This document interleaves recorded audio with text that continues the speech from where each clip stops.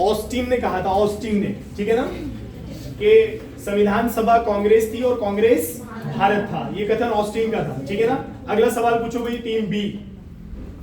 Team B अगला सवाल पूछो फरीन। कोविशील्ड भारत की कोविड वैक्सीन का उत्पादन किसके द्वारा किया गया? हाँ, जो कोविशील्ड भारत ने बनाई है वैक्सीन कोरोना को में लगाने के लिए, उसका किसने किया उत्पादन, मतलब किसने बनाई वो, उसके बारे में पूछ लिया हो। अच्छा प्रश्न है, बहुत अच्छा प्रश्न है, बताओ भी, आंसर दो। सीरम इंस्टीट्यूट, बहुत सही आंसर है। 7 पॉइंट मिले हैं टीम ए को, 8 पॉइंट, और बी के पास केवल 2 पॉइंट है। अब जीतना संभव नहीं है, सवाल बचे हैं 4 बचे हैं 3, कितने हो गए? सवाल 16 हो गए हैं, 4 सवाल बचे हैं, 4 सवाल पे देखें क्या होगा। अब सुनना इधर ध्यान से, देखो इसकी कॉपी हाथ तो नहीं लगी फरीन की तुम्हारे? ठीक है, चलो अगला सवाल पूछो भाई। अब तुम पूछो मनीषा, तुमने कोई सवाल तैयार नहीं की भी, तुमने तो 2 ही सवाल पूछे बस। अंकित तुम पूछो। अच्छा तुम्हारी है, हाँ पूछो। यातुधान किसका पर्यायवाची है? यातुधान किसका पर्यायवाची है, ये बताना है। यातुधान तुमने कभी सुना ही नहीं। यातुधान किसका पर्यायवाची है,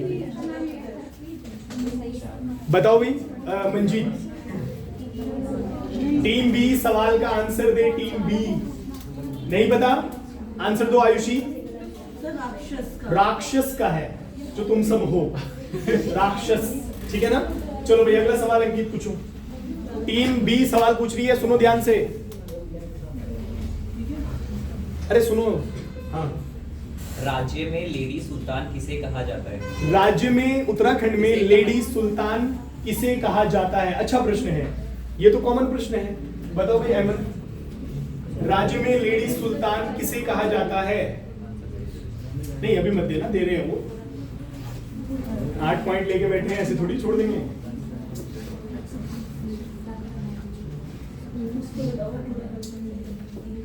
हल्का मिलता जुलता बता दो, हरप्रीत कह रही है। नहीं पता, देखो इतना समय नहीं पता है ना। अंकित आंसर। नेहा तोमर। नेहा तोमर सही आंसर है, सुंदर आंसर है, ठीक है ना। अगला सवाल पूछो भाई, सुनो ध्यान से। टीम बी, टीम ए सवाल कर रही है। गढ़वाली साहित्य का खिलता बुरांस गढ़वाली साहित्य का खिलता बुरांस किसे कहते हैं? किसे कहते हैं? अरे वाह, बताओ भाई। गढ़वाली साहित्य का खिलता बुरांस किसे कहते हैं? टीम बी आंसर दे। मनीषा, पढ़ा तो था, आंसर तो देना है। याद नहीं आ रहा है, और कोई टीम बी से नहीं पता? अबोध बंधु बहुगुणा। अबोध बंधु बहुगुणा गढ़वाली साहित्य के खिलते बुरांस है।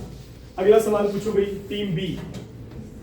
मनीष पूछो। राग गोविंद किसकी रचना है? राग गोविंद किसकी रचना है? बहुत सुंदर सवाल है, एग्जाम में आने वाला प्रश्न है। राग गोविंद किसकी रचना है? टीम ए सवाल का आंसर दे। राग गोविंद, अरे मैं बोल तो रहा हूं तेज से। नहीं पता आंसर, आंसर दो। मीराबाई की रचना। अरे अभी पढ़ाया था थोड़े दिन पहले, मीराबाई के बारे में जब बताया तो तब पढ़ाया था तुमने। चलो भाई अगला सवाल पूछो टीम बी। कौन सा वो सवाल है इनका? 19वां सवाल है।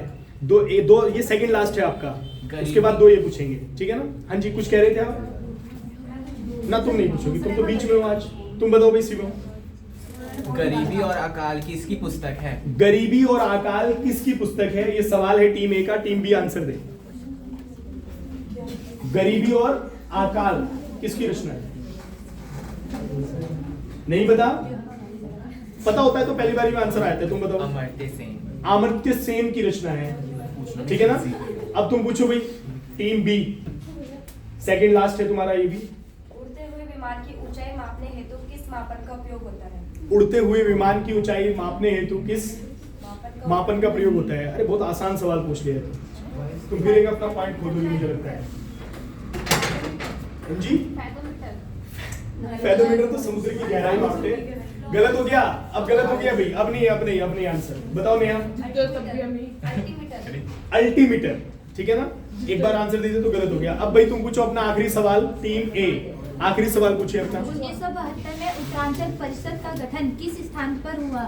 1972 में 1972 में उत्तरांचल परिषद का गठन किस स्थान पर हुआ था? अच्छा प्रश्न है, बताओ भाई।